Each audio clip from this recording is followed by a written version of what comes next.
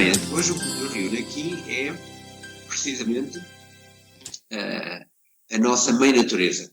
É um dia que foi instituído pela ONU já há muitos anos. Eu fico sempre confundido, nunca sei se é dia internacional, se é dia mundial. Até foi quase um pouco anedótico, porque inicialmente tínhamos colocado dia internacional, mas depois apareceu em algum outro sítio que era dia mundial, depois apareceu outro sítio que era dia internacional, agora hoje até vi no site da ONU e é dia mundial. Uma coisa é certa, se alguém me soubesse esclarecer qual a diferença entre um dia internacional e um dia mundial, era útil ficarmos com esse conhecimento, mas eu sinceramente não o consigo, e para mim, eu acho que para toda a gente, ambos têm esse sentido de universalidade, não é? É o sentido que as Nações Unidas querem dar, e portanto ter um dia para assinalar algo de especial. Mas também aqui entra aquele chavão, que é, não devíamos comemorar só um dia, todos os dias deviam ser dias da Terra, e isso é especialmente importante para exatamente aquilo que se comemora, que é a nossa Mãe Terra. Este nome Mãe Terra é dado precisamente pelas Nações Unidas, não é? É assim que está instituído. E foi instituído, não foi o Dia da Terra, já foi há muitos anos que foi instituído, mas o ano passado foi instituída a década para podermos reduzir para tentar preservar ecossistemas e a própria natureza. E é um projeto da ONU, numa década, reduzir e conseguir criar um maior equilíbrio, ou seja, tentar não desajustar tanto. E, por sinal, este ano é o primeiro dia da Terra que faz parte desse processo da década, não é? Uma década para um rejuvenescimento. Claro, são tentativas que às vezes nós pensamos, será que justificam? Desculpem, não é justificam. Será que vão ter mesmo efeitos? Ou é mais um conjunto de palavras e de retórica que vai existir para tentarmos continuar a fazer sempre o mesmo? E aqui está o grande drama. É uma verdade que já há muitos anos que já vemos sentindo esse efeito de que há um desequilíbrio muito grande. E por isso as questões ambientais já têm um problema, uma tónica e uma preocupação, porque das alterações climáticas, creio que não há ninguém que não as sinta, e nós este ano aqui em Portugal dá perfeitamente para dizer, o inverno chegou atrasado, houve qualquer coisa que o inverno atrasou-se, e agora, ao começar a primavera, começamos a sentir um clima mais rigoroso que não tivemos assim no próprio inverno. Como noutras situações, nós temos notado, essas alterações climáticas são bem evidentes. O problema dos ecossistemas, das espécies, também já há muitos anos que se vem falando da extinção de espécies que vão desaparecendo. Houve uma vez que eu vi uma notícia, daquelas notícias que a pessoa fica logo aterrorizada. E entre o ser real e não ser real, mas que todos, por dia, desapareciam no planeta variedíssimas espécies. Desde muitas espécies, não é? Espécies vegetais, espécies animais, dos insetos, e havia uma grande alteração. E, portanto, nós sentimos e sabemos que estão a existir alterações profundas nos próprios ecossistemas, não só nas espécies em si, mas depois em todo o entorno em que elas pertencem. E também há uma outra preocupação, que essa acabou por ser agora mais recente, que é dos recursos. E, portanto, os recursos de água, já se fala há mais tempo, mas agora também há a possibilidade dos recursos alimentares. E é curioso o que está a acontecer agora no mundo, especialmente na Europa, com este novo conflito que desencadeou, e não há economista que não venha a afirmar que vão existir menos recursos materiais, menos recursos alimentares agora, pelo menos no imediato. E, portanto, esta ideia de um crescimento da humanidade com grande intensidade e a incapacidade de manter uma exploração de recursos vem-nos também criar aqui toda uma ambiência que dá para surgir até novas correntes de pensamento. E nos dias de hoje há uma corrente que aparece, que é o colapsismo, não é? O colapsismo, a teoria do colapso. E estão a defender que é um estudioso francês que está a defender e fez grande sucesso na publicação do livro, e o livro teve sucesso, e onde há essa a teoria de que as civilizações têm, claro, há um aumento contínuo do uso que nós estamos a fazer à Terra, das explorações que fazemos, portanto um desgaste contínuo, e esse desgaste não pode ir até o infinito, como é evidente, portanto terá o seu momento em que terá que parar. Mas, entretanto, com este desajuste entre o crescimento da população e a ausência de recursos, os elementos que mantêm uma civilização podem realmente desaparecer ou sofrerem grandes alterações que a própria civilização pode colapsar. Este colapsismo vem daí de não haver o sustentáculo suficiente para que a civilização se mantenha. E há uma frase curiosa deste autor que diz: a nossa civilização é um carro sem travões e com o volante fixo. Esta imagem está clara e nítida porque nos dá a realidade que temos, não é? Portanto, não temos possibilidade de parar, ou é impossível parar, e não há mudança absolutamente nenhuma. Isto também se conjuga com uma outra palavra, com uma outra frase, desculpem, de um poeta, um cientista, um ambientalista espanhol, que diz: o ecologicamente necessário e tecnicamente viável, repito, o ecologicamente necessário e tecnicamente viável é cultural e politicamente inviável. Ou seja, que as necessidades que nós tínhamos agora e os meios que tínhamos para isso, portanto, isso até podia ser factível, mas nós não estamos dispostos a aceitar essa alteração. E por isso parece que vamos mesmo neste carro sem travões e sem possibilidade de mudança. Claro que nós podíamos perguntar, chegamos aqui como? Como é que é possível termos chegado a este ponto e agora estamos com tantas preocupações?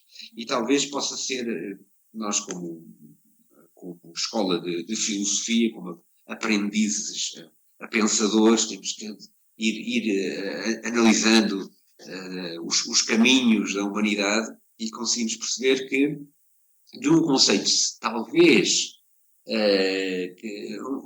um conceito em que Deus criou a natureza para usufruto do ser humano. Portanto, o ser humano tem toda a autoridade, o poder sobre a própria natureza. Que a natureza foi criada para usufruto do ser humano. Desse pensamento, com um desenvolvimento de uma ciência capaz de produzir uma tecnologia tão intensa que os recursos da natureza são explorados agora de uma forma que era impossível antes da era pré-industrial. Nós, num sistema tradicional, aquilo que conseguiríamos explorar estaria sempre reduzido à força de trabalho dos nossos braços. Com a tecnologia que hoje conseguimos desenvolver, é verdadeiramente assustador a capacidade de desgaste de recursos. Quando nós às vezes vemos, sei lá, em quase todas as áreas, mas se nós pensarmos as pescas, que agora tem que ser muito bem regulada, porque através dos sistemas de radar, com a pesca de arrasto, conseguem pescar a grande quantidade de recursos. Isso levado a um extremo, evidentemente, claro, depois a União Europeia vem colocar cotas de pesca, etc. Enfim, somos grandes consumidores E o grande problema, portanto, este talvez tenha sido determinados pressupostos. Um pensamento que a Terra é para nosso usufruto, a outros os meios, a ciência e a tecnologia permite-nos fazer precisamente isso, com, um outro modelo de sociedade que ficou implementada. Porque o nosso modelo de sociedade que ficou implementada é uma sociedade que todos nós sabemos de consumo. Portanto, o que nós fazemos é ter que consumir para que o nosso sistema, tal e qual como existe, possa subsistir. E a tendência, como há esse paradigma de crescimento, de aumentarmos o PIB, se sabemos se não se aumenta a riqueza, ou seja, se não se aumenta aquilo que se consegue produzir, já há uma crise, já ficamos com problemas gravíssimos. Portanto, este sentido do crescimento contínuo levou-nos a este modelo de criação de bens para serem consumidos. E é impossível travar este modelo. Ou pelo menos fazem-nos crer isso, não temos possibilidade de o parar. Depois percebemos que à nossa volta cada vez há mais consumo. Às vezes nem é só, há desgaste, completamente desgaste, porque às vezes nem é só eu comprar coisas materiais, mas há uns tempos estava a pensar, portanto, com a mudança da tecnologia, a tecnologia toda é sempre um bem, consideramos sempre um bem, mas recordamos-nos ainda que antes dos telefones inteligentes, portanto, os smartphones, portanto, os telefones começaram a ser inteligentes, se calhar os humanos a perder inteligência, mas enfim. Quando aparecem os smartphones, com tantos meios que nós temos, podemos ter um computador no bolso, de um tamanho tão pequenino, dá para fazer tantas coisas, que é extraordinário. Mas, por outro lado, antigamente, quando tínhamos um telemóvel que dava para falar, para mandar mensagem, pouco mais, sabemos que carregávamos o telemóvel e tínhamos uma bateria que durava uma semana. Não tem grandes problemas, não é? A não ser que fosse um grande, que estivesse muitas vezes ao telefone. Hoje em dia, quanto nos dura uma bateria? Hoje em dia, praticamente, diariamente, estamos a carregar o telemóvel. Agora, reproduzamos isto, não é, no Ocidente, entre milhões de utilizadores, e pensemos na quantidade de energia que estamos a consumir agora, a mais que há uma década e meia não consumíamos. Portanto, este crescimento do consumo é realmente assustador e leva-nos à sensação que, a algum momento, vamos ter que mudar de paradigma. Ora bem, a Nova Acrópolis já há muitos anos faz atividades que procura desenvolver esta consciência com a natureza. E há várias décadas, pelo menos há 4 décadas, sempre foram-se realizando atividades de voluntariado com foco especialmente na natureza. Aliás, até existe o grupo, o nome que ficou foi GEA, que acaba por ser o tema de Gaia, da deusa mãe, mas esse GEA também se tinha pelas siglas, era Grupo de Ecologia Ativa. E a finalidade é precisamente essa de ter atividades de voluntariado em que procure atenuar, ou pelo menos sensibilizar para a necessidade de cuidar da terra. E hoje em dia há imensas instituições, e a própria ONU está a organizar isso, não é? Agora esta década para procurar atenuar o desgaste do planeta, e está bem feito, que é cada um empenhar-se em um determinado ecossistema, em determinado local, procurar preservar aquilo que é dessa natureza. E, portanto, já veio dizer que a Nova Acrópolis já tem atividades de há muitos anos.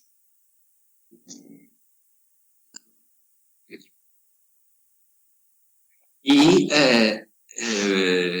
o facto de agora estarmos a fazer esta comemoração mais intensa é precisamente para conjugar estas energias que procuramos, que talvez, havendo aqui algum momento especial, possa contribuir com algo. Claro, a atividade que estamos a fazer aqui no Porto é uma atividade simplesmente de uma atividade de sensibilização, de focar, de tratar do tema, de olharmos um pouco para esta problemática, mas há muitas outras atividades ao longo de todo o planeta que vão procurar, e o facto de centrar nestes dias, à roda do dia da Mãe Terra, tem essa finalidade de conseguirmos criar um conjunto de sinergias que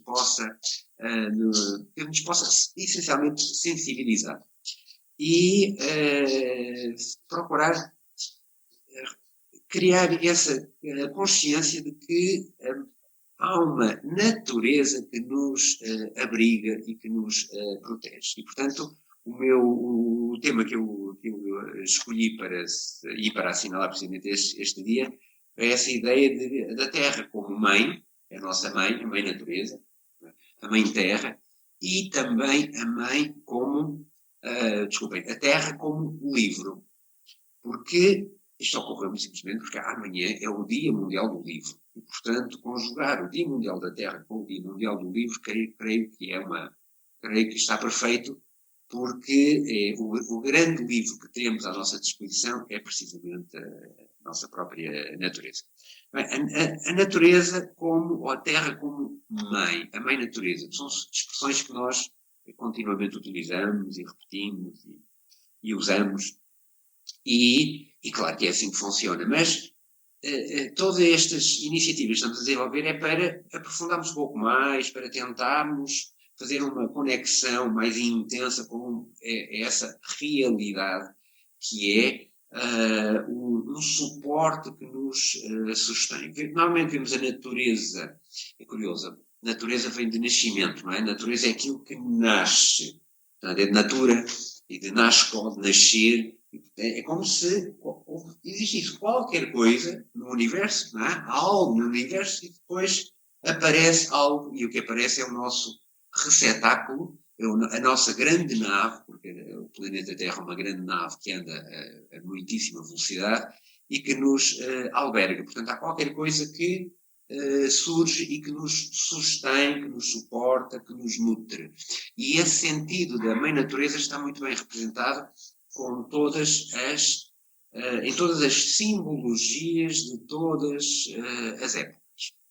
De regra geral, quando estudamos a simbologia, ou a simbologia dos deuses, dos vários panteões, vamos encontrar, ou vamos sentir que sobressaem aquelas divindades que são os agentes ativos.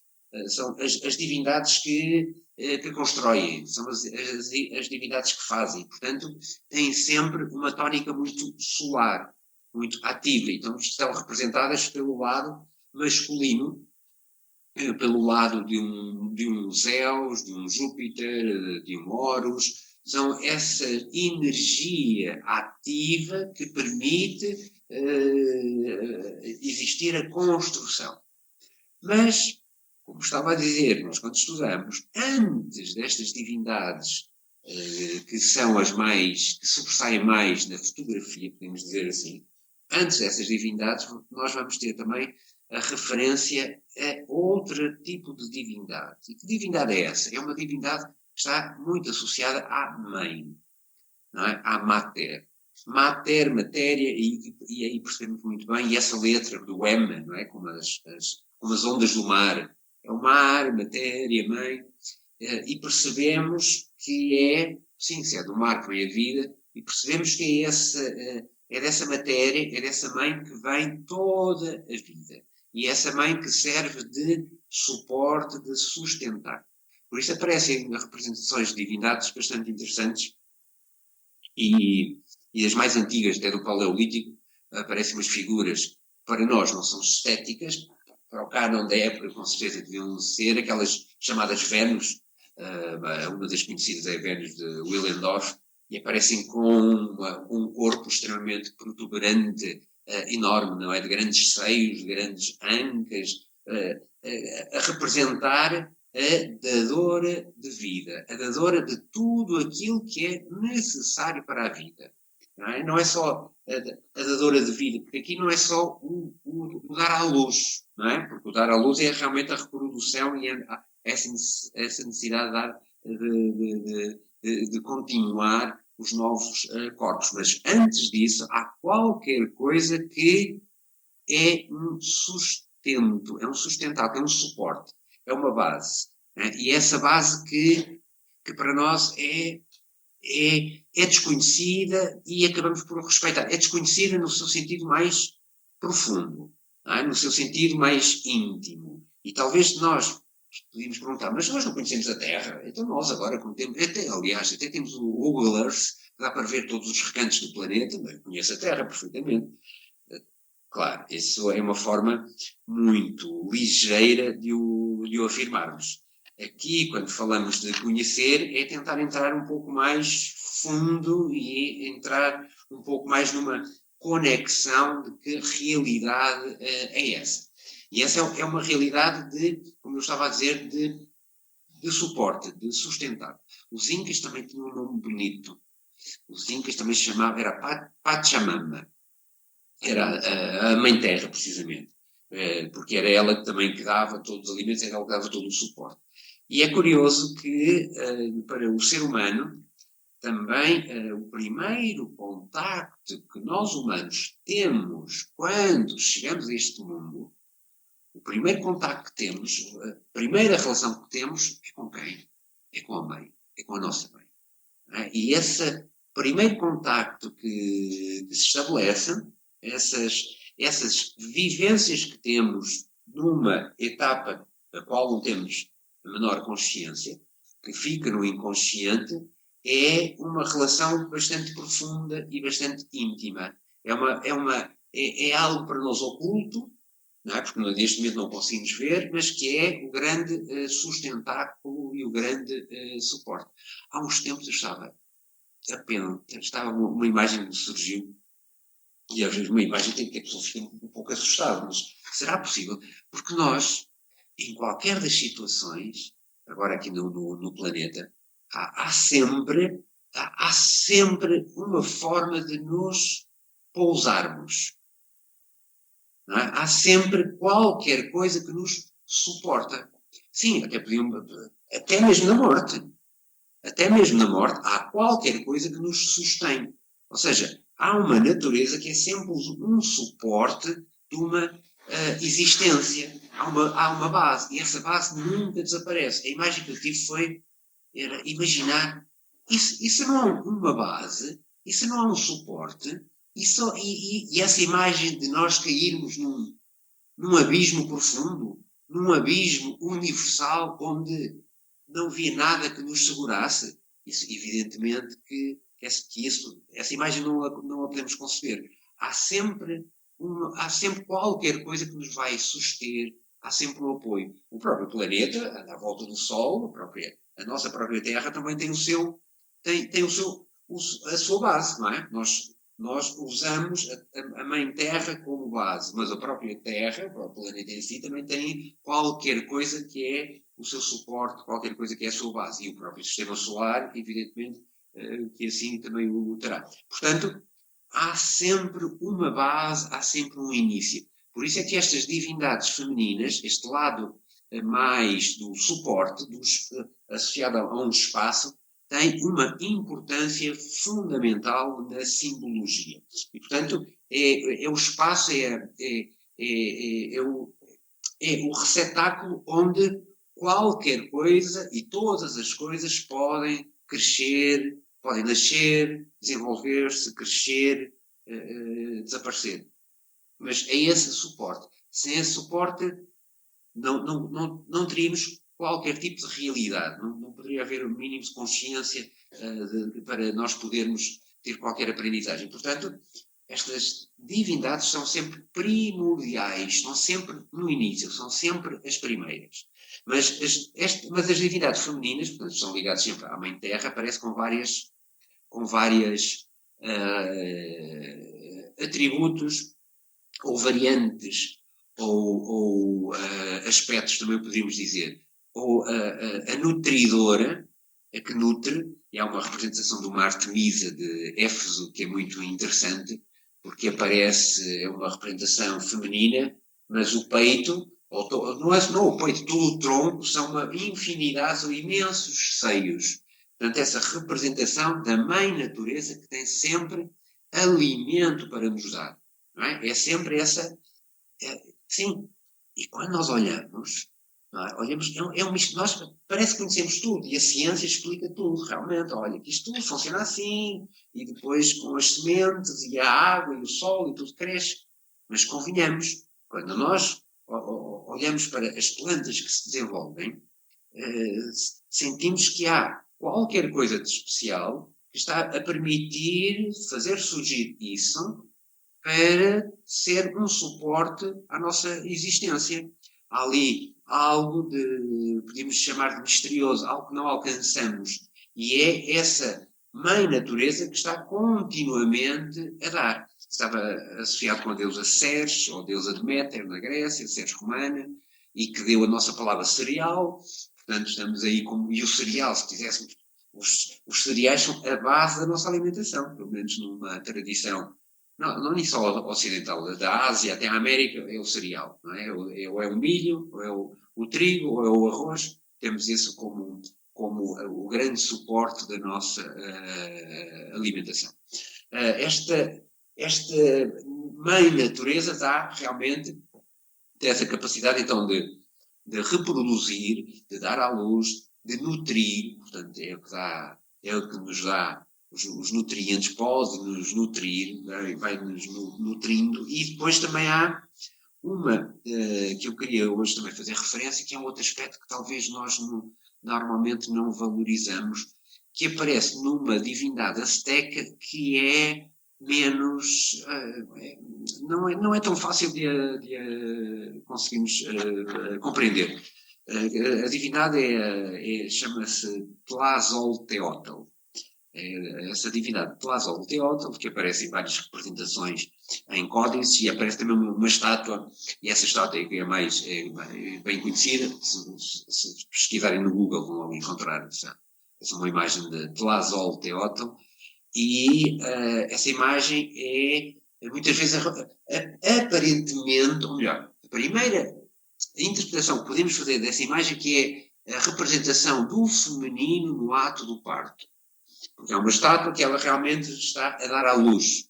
Vê-se uma criança a nascer.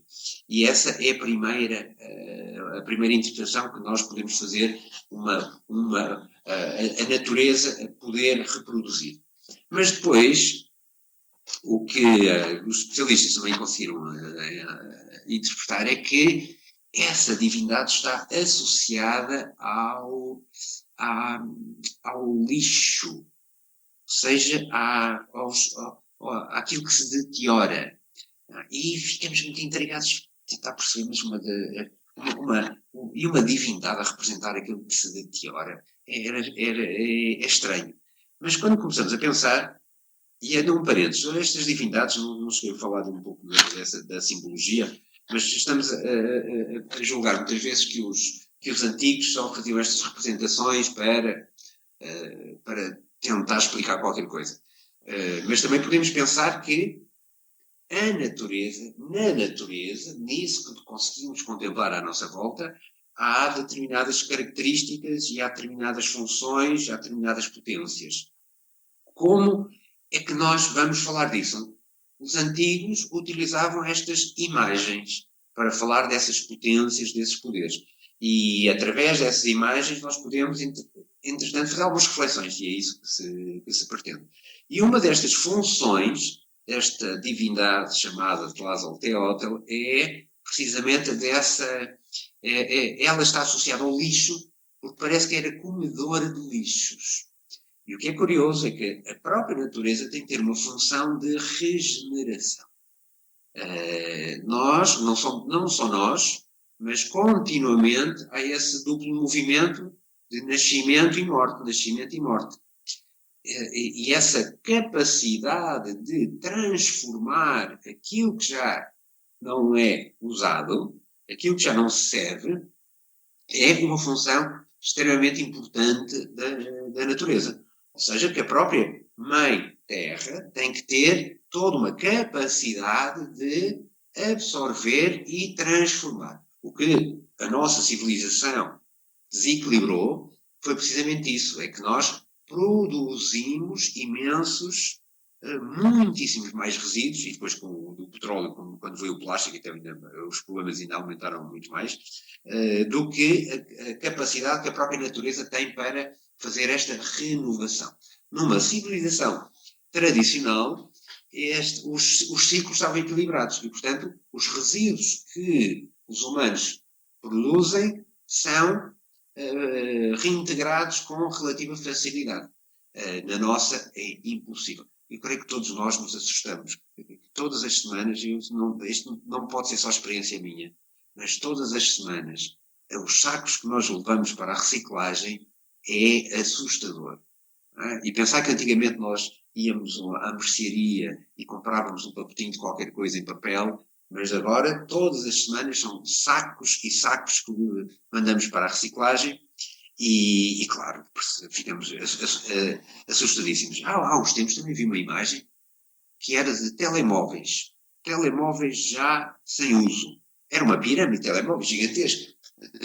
Portanto, isto é para vermos a quantidade de material que nós estamos a fazer e, claro, esta mãe natureza já não tem capacidade por si própria de fazer este processo de renovação dos materiais. Esta divindade tinha muito essa função. E, por outro lado, tinha também uma função, esta é a função, podíamos dizer ecológica, mas também tinha podíamos chamar uma ecologia humana, se quiséssemos chamar assim. Ou uma ecologia da consciência, agora aqui passar um pouco para a psicologia e não meramente da ecologia.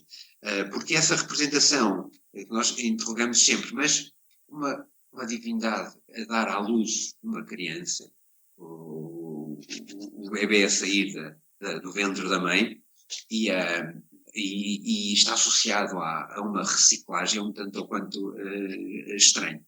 Mas se fizermos uma associação com a consciência, talvez possamos ter aí alguma compreensão destes processos. Porque esta divindade aparecia sempre em conjugação com outra divindade, que é a Tezcatlipoca, e quando alguém tinha algum desequilíbrio, numa linguagem que podemos chamar, numa linguagem normal que entendemos, quando alguém pecava, um pecado significa tropeçar, e portanto o pecado é quando eu fiz qualquer coisa errada, quando eu caí eu tenho que me levantar e tenho que aprender. O processo de aprendizagem é um processo de tomada de consciência.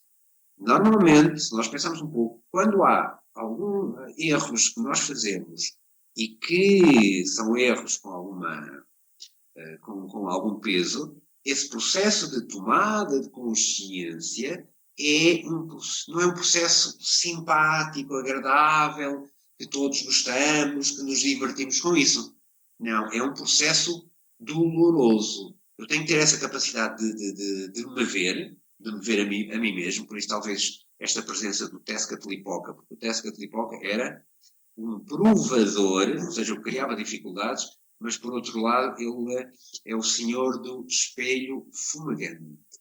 Não é? Ele é uma mistura de fogo e água. Então o fogo e a água criavam ali uns vapores, mas de vez em quando, olhando para o espelho tinha algum vapor, mas eu conseguia ver qualquer coisa nesse espelho. E via os meus erros nesse espelho. A consciência dos erros é um ato um ato custoso, difícil, de sofrimento. Mas convenhamos que esse sofrimento para nós é extremamente é um sofrimento que nos dá felicidade, porque nos dá precisamente mais consciência, tira-nos das ilusões em que andávamos mergulhados. E talvez por isso, e esta é uma minha interpretação, que Tlasol Teóteles esteja associado ao parto, porque talvez uma dor intensa deve ser o dar à luz. E uma dor tão intensa e a produzir uma felicidade tal como essa, não creio que possa existir outra imagem para representar isso.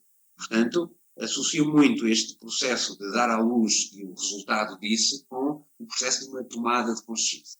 Mas este papel da Tlasol Teóteles, este papel da natureza com esta capacidade de renovar, de reutilizar, de reintegrar, é fulcral e fundamental, e é aqui, precisamente, que a nossa civilização está a provocar este grande desequilíbrio. Portanto, há uma quantidade de representações que os antigos nos deram que nos permitem fazer um caminho de aproximação a algo mais essencial que está continuamente ao nosso lado, está continuamente à nossa volta. E como está continuamente à nossa volta, pode ser o grande livro. Todos nós, essas frases mais conhecidas, não é? A natureza como um livro aberto ou um livro fechado, às vezes até com as duas representações, não é? É um livro fechado para quem não sabe ler. E é um livro aberto para quem consegue fazer as interpretações que, sim, podemos interpretar tudo.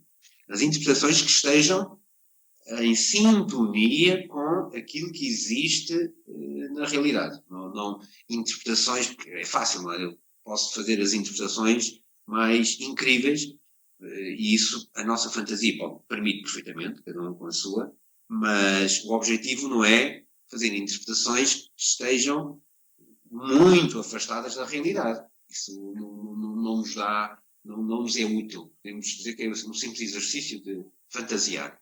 Quando eu interpreto, eu quero que a minha interpretação seja o mais próxima àquilo que verdadeiramente existe. Àquilo que propriamente é assim. E não desviar-me muito. E, portanto, a natureza está à nossa volta, podemos-la ir fazendo recolhas. Se não, imagina que perdemos todos os livros. É também dos exemplos que se costuma dar. Perdemos todos os livros. E agora? Já não há livros para ler. Até aqui, até uma anedota que engraçado. Eu lembrei-me de uma anedota do Diógenes, o cínico, que ele tinha assim uns episódios muito caricatos. E essa anedota representa um pouco isto. Nós muitas vezes valorizamos o conhecimento através dos livros. Um conhecimento intelectual, um conhecimento de uma cultura letrada. E parece que isso é tudo, e isso é suficiente, e isso basta, e está tudo aí. A nota de Diógenes é de que ele, como viam que ele não lia, alguém lhe perguntou certo dia, mas Diógenes, então porquê tu não lês? E o Diógenes simplesmente respondeu, eu não encho a barriga com figos pintados. E isto diz tudo. Ou seja, que para ele, e está claro, porque quando nós estamos a ler um livro, quando lemos um livro, temos a certeza de uma coisa, estamos a ler o pensamento do autor do livro. Isso é garantido, não é? Porque o livro teve sempre um intermediário, houve alguém que o teve que produzir, houve alguém que teve que colocar os pensamentos, aquelas ideias, e portanto, às vezes pensamos que estamos a ver as coisas em si. A única garantia, a única certeza que temos é que estamos a ver o pensamento do autor do livro. Que depois essas ideias sejam próximas, sejam afins da realidade, ótimo, muito bem, ainda bem que assim é. Mas também podem não estar. E, portanto, esta expressão de Diógenes indica precisamente isso, não é? Que há os figos pintados não enchem a barriga, claro. Mas para ler a natureza, aí está, também há que ser Diógenes, ou há que ter capacidade de ir abrindo a natureza. A natureza estava representada pelos seus 7 véus, não é? Os 7 véus de Ísis. E é curioso, há quem diga que há quem diga que o striptease, ou as danças orientais, têm esse simbolismo, não é? Que a natureza está velada, está escondida, e essas danças que tinham, nós agora vemos só um sentido muito físico, ou instintivo, ou básico, também qualquer coisa que hoje em dia interpretamos sempre pelo nosso foco de ordem mais material. Mas também podemos admitir que, em algum momento, possa essas representações artísticas terem um significado que não era só imediatamente aquilo que se via fisicamente. Então, possivelmente, esse tipo de dança estaria associado com esse desnudar a natureza, ou seja, ir tirando o véu. Tirando véus é eliminando as ilusões que nós temos.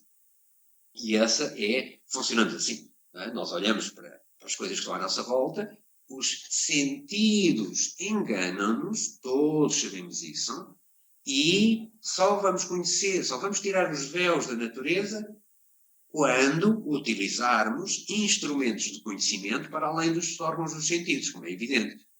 Não é? Porque os órgãos dos sentidos estão dentro do mundo fenoménico, e o mundo fenoménico é mutante. É maia, diriam os orientais, portanto está em contínua transformação. Se nós queremos interpretar a natureza, temos que tentar perceber as leis que estão por detrás. E para perceber as leis que estão por detrás já vai ser necessário outros instrumentos em nós. Que os possuímos, claro. O ato de pensar é o grande instrumento que nos permite ir para além das sombras, das ilusões primeiras que a natureza nos dá. E é tal transformação. Nós temos o livro fechado e temos que abrir o livro. Quem é que abre o livro? Não são os sentidos que abrem o livro. São os nossos processos internos, a nossa capacidade de compreensão e interpretação em sintonia com a natureza, que vai permitir fazer essa abertura. E há, eventualmente, coisas simples que não precisamos de elaborar muito, só como 2 ou 3 exemplos, não mais do que isso, mas a natureza terá tudo. Aliás, se nós queremos descobrir os mistérios, se queremos descobrir a essência de tudo, é essa inquietação que nós intuímos que há um segredo, não é? Que há um grande mistério, e basta olharmos para o que está à nossa volta, basta investigarmos o que está à nossa volta para chegarmos lá. Só que é o tal problema de que a natureza tem muitos véus, nesses 7 véus, ou 7 grandes chaves de interpretação. Mas quando nós olhamos para a natureza e com os elementos que a natureza tem, os elementos que são elementos simbólicos, mas que têm sua representação física. E esta é que é a grande maravilha, não é? E é que nós percebemos, espera lá, isto está tudo relacionado. Porque nós, quando falamos dos elementos alquímicos, estamos a falar da terra, da água, do ar e do fogo, e isso existe fisicamente. Mas isso que existe fisicamente não é a representação do elemento, ou melhor, é apenas a representação do elemento em si.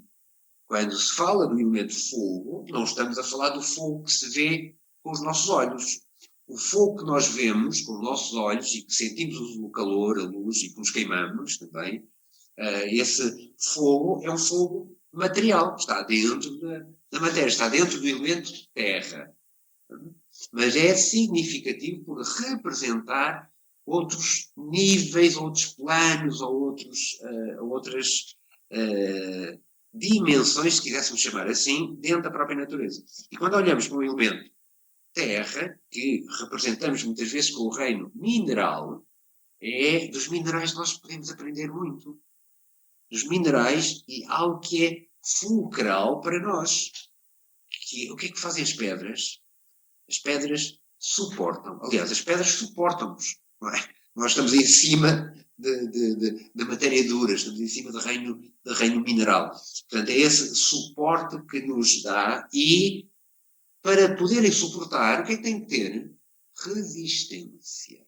E, portanto, o reino mineral, a grande característica é resistência. E nós temos que ter resistência. Temos que ter resistência no nosso corpo. Se os ossos não são resistentes, não conseguiríamos estar aqui. Mas também esta resistência não se limita aos aspectos do corpo físico, porque mentalmente também temos que ser resistentes e emocionalmente também temos que ser resistentes. Imaginem, nós no aspecto emocional, nas nossas emoções, a mínima coisa que ficamos a vibrar com tal intensidade que perdemos o nosso centro, perdemos a nossa postura, digamos assim. E cada um tem, é curioso, cada um tem assim uma corda, uns mais, outros menos, não é? Mas às vezes há cordas que se tocam, é tipo os sons de violino, toca-se um som de violino e faz vibrar mais qualquer coisa, ou somos resistentes. Também, o ser resistente não é ser como pedras, atenção, porque se fôssemos como pedras também não sentiríamos nada. Aqui eu não estou a dizer para não sentir, eu estou a dizer é para ter a capacidade de não ficar destruído com o entorno, com o que se passa à volta, com alguma coisa que eu veja, com alguma coisa que me digam, com uma ideia que eu tive. Eu tenho que ter resistência no meu corpo mental, no meu corpo emocional, mas tenho que trabalhar com isso. Portanto, espero que me entendam bem, não nesse sentido porque se fosse resistir com mais pedras, facilidade que é. Bastávamos estar passivos, nada mais. E não é isso que se trata. E com os vegetais, nós quando olhamos para o reino vegetal, o que é que acontece? Nós vemos um crescimento atroz, é impressionante. Não é? O reino vegetal tem essa capacidade de crescer. Se nós humanos tivéssemos a capacidade de crescimento como têm os vegetais, seria incrível. O que acontece é que nós, no nosso desenvolvimento fisiológico, temos uma etapa onde realmente há um grande crescimento, não é? Temos aquele salto e ali ficamos, e já ficamos no nosso tamanho natural. Mas, depois disso, fisiologicamente é só um avançar dos tempos a nível celular. Mas a evolução, o crescimento devia ser só isso. E, evidentemente, percebemos que não é? Porque há sempre outros elementos que nós vemos que queremos crescer.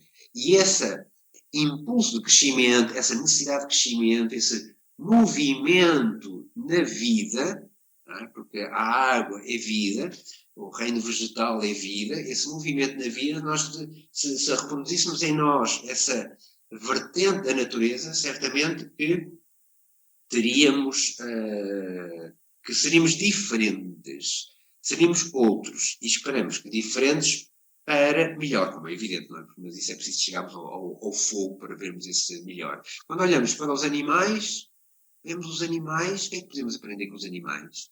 Vemos os animais no seu movimento, na sua motivação, é a sua anima, é mesmo anima, é o que dá ânimo, é o que os movimentos, e eles são movimentados pelas suas necessidades. E o ser humano, sim, tem que se movimentar também pelas necessidades, mas não se deve movimentar só pelas necessidades. O ser humano já precisa de se realizar como humanos. E aqui é que entra o elemento fogo, porque o que é que aprendemos com o fogo? O fogo é sempre muito misterioso para nós, porque olhamos para o fogo, muitas vezes olhamos para as chamas e somos capazes de detectar ali quase 3 cores fundamentais, não é? Que é o azul, às vezes mais difícil, o amarelo e o vermelho, são essas 3 cores que o fogo tem sempre ali presentes. Mas é sempre para nós o que é o fogo, é sempre um mistério. Mas o fogo permite-nos ter luz, permite isso que chamamos luz, e portanto já há algo na manifestação, já é aquilo que aparece. Claro que antes da luz tem que haver um espaço onde essa luz possa existir, e portanto esse espaço são as trevas universais. Estas trevas universais têm sempre uma dimensão muito mais, que tem uma outra amplitude, que é apenas a luz que aparece. Portanto, a luz que aparece já é um processo de manifestação, enquanto que essas trevas universais, essas trevas que são luz absoluta, e aqui entram sempre aqueles paradoxos da metafísica, mas essas trevas absolutas, esse espaço infinito, é o que na nossa mãe terra associa-se precisamente à natureza que tudo nos suporta. Desse fogo, então, nós temos a luz, temos o calor, temos essa possibilidade de transformação ou de transmutação até, e essa atitude que o fogo tem. Esse é o grande exemplo que nós vemos. Cada vez que vemos uma chama, a chama é sempre vertical. Sempre vertical, não há hipótese. A chama sobe sempre para o céu. E talvez, quando as antigas tradições nos dizem que ao ser humano corresponde os 4 elementos, não é? Quando diz que nós temos uma parte de mineral, uma parte vegetal, uma parte de animal e também uma parte de fogo, talvez aqui consigamos perceber qual é o nosso crescimento, para onde nos devemos desenvolver, qual é o sentido da evolução da humanidade. Porque, convenhamos, não nos restam dúvidas que o sentido de desenvolvimento e crescimento da humanidade não é ter coisas. Nós, nos anos 50, nos anos 60, deveria ser deveria existir uma ânsia, uma euforia, um desejo de possuir um automóvel, de possuir um frigorífico, de possuir... E depois veio outras coisas. Veio um micro-ondas, depois veio... Ou possuir um giradiscos, ou possuir depois um DVD, enfim. Já temos essas experiências, pelo menos todo o mundo ocidental já está, creio que, bem pleno, bem cheio desse tipo de experiências. E percebemos que isso não nos dá felicidade. Antes, pelo contrário, deu-nos os desequilíbrios todos que agora estamos com problemas graves, não é? Problemas tão graves que dá aquela sensação que o ser humano preocupa-se só com o momento presente, o deixa-me viver este momento e quem vier a seguir que feche a porta. E isso é extremamente grave. O ser humano tem que ter uma realização própria. Essa realização própria não são só as suas componentes de ordem material, não pode ser, não é só a sua parte física. É toda uma parte cultural, mas é uma parte cultural, ou seja, uma parte que se transmite através da cultura, que se transmite através do fogo. O fogo como a luz, foi sempre esse símbolo da cultura que se vai transmitindo. Essa cultura que se vai transmitindo não é apenas um endoutrinamento, não é uma endoculturação, não é qualquer coisa que, olha, nós agora pensamos isto e temos que transmitir os nossos pensamentos para a geração seguinte. Não, não é apenas isso. É o fazer desenvolver as qualidades naturais que o ser humano tem dentro de si. E o ser humano tem qualidades tipicamente humanas. Quando falamos dos temas éticos, estamos a falar da natureza mais profunda do ser humano. Quando falamos de temas éticos, estamos a dizer que o ser humano tem que ter uma atitude para com o seu meio, para com os outros. Essa atitude, qual é a atitude que temos de ter? É uma atitude egoísta? Não, todos percebemos que o egoísmo não nos pode permitir dar uma boa convivência. Todos percebemos que o desenvolvimento humano está relacionado com um altruísmo, com uma capacidade de eu ser eu mesmo, mas trabalhar juntamente com os outros. E isso é algo que é natural no ser humano. Isso, a antropologia já dá vestígios disso, de vestígios muito antigos, antes do Homo sapiens, a antropologia também já dá, essa ideia de que o ser humano tem como características a capacidade de partilha, não a ideia de seleção natural, a seleção do mais apto, a lei do mais forte. Por isso, nós também ficamos com base na seleção natural, pensamos, olha, então o ser humano é a competição, tem que ser competitivo e é a seleção natural e o mais forte é que vence. Não, desde sempre o ser humano tem esta atitude de entreajuda. E esta entreajuda é a nossa essência. E isso, se está dentro de uma essência que temos, tem que haver possibilidade de ser desenvolvido. Quando falamos de uma educação, é fazer desenvolver essas qualidades mais tipicamente humanas, de uma humanidade. Quando dizemos, às vezes até dizemos, olha, aquele é desumano. Quando dizemos que aquele é desumano, não é que não tenha um corpo. É que lhe faltam as características de humanidade. E nesta palavra humanidade, nós colocamos uma série de qualidades. Não é? Esse sentido de ser equilibrado, de ser honesto, de ser justo, de entreajuda, são todas essas qualidades, essa podemos dizer que é aquilo que nos faz humanos. E é isso que é preciso desenvolver. Se nós tivéssemos uma ânsia de crescimento, não é? Essa ânsia dos vegetais, e quiséssemos crescer nestas qualidades que são tipicamente nossas, é aí que devíamos ter o nosso crescimento, certamente hoje não estaríamos com os problemas tão graves que estamos a ter. E, portanto, o trabalho que procuramos fazer com uma atitude filosófica, com uma atitude tomada de consciência, com estes momentos de alguma forma, de uma maneira muito simples, muito... É tão simples, quase que nem era, quase que até é ridículo estar a fazer a comentar isto, mas esta comunhão que podemos fazer através daquilo que vamos pensando e sentindo com a mãe natureza, com o que está à nossa volta, se pudéssemos aprender da natureza, com o que a natureza tem, pudéssemos aplicar isso em nós, com toda a garantia que grande parte dos problemas se iriam resolver.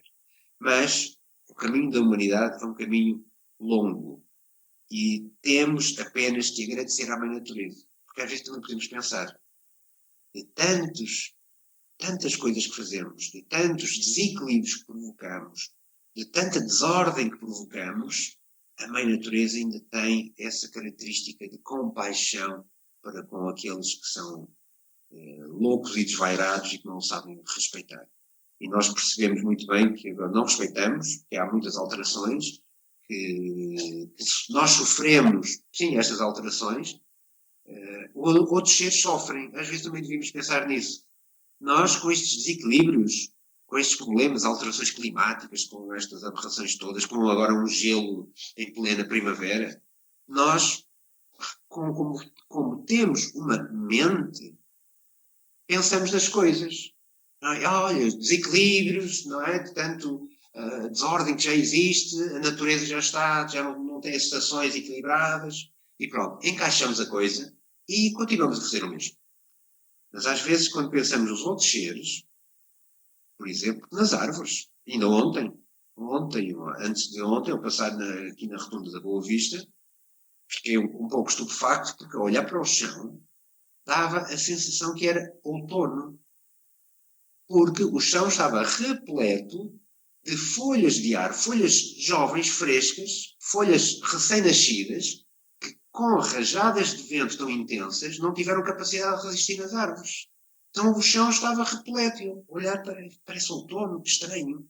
Ou então os animais, imagino os pássaros nos seus ninhos, agora os pequenos acabados de nascer, só com uma penugem, sem penas e com um frio que já não é próprio da época. O que é que eles não pensam para poderem se adaptar? Eles têm que resistir. Portanto, o ser humano necessita ter mais capacidade de ação. E aquilo que talvez possa depender de nós, porque nós vemos tanto desequilíbrio, o que é que depende de mim? Quase nada. Mas pode haver uma coisa fundamental, que é aquilo que nós desgastamos, aquilo que consumimos, avaliar se vale a pena consumir, avaliar se vale a pena gastar. Porque nós não precisamos de ser ascetas, não é? E viver quase sem nada. Mas certamente todos nós podemos não desgastar tanto o planeta para podermos estar a viver uma vida equilibrada. Talvez essa seja, sim, é o grande desafio e o que nos custa. Porque na prática ninguém quer largar um átomo do seu conforto e dos seus prazeres. Aí está no egoísmo de cada um de nós, estão todos os desequilíbrios que estamos a provocar à mãe natureza. E se cada um de nós conseguir um bocadinho de uma coisa, um bocadinho de outra, será que vale a pena, será que não vale a pena, será que eu vou fazer uma viagem, qual o sentido de estar a fazer uma viagem, é mesmo necessário fazer uma viagem, ou é necessário comprar isto, ou se calhar não tenho já tanta coisa que vou ter mais uma, enfim, já temos as experiências do ter, que vivemos muito pesados e necessitamos de nos tornar mais leves e necessitamos de nos sintonizar mais com a mãe natureza. Certamente isso nos vai dar muito mais felicidade. Era o que eu queria para esta noite e até uma próxima.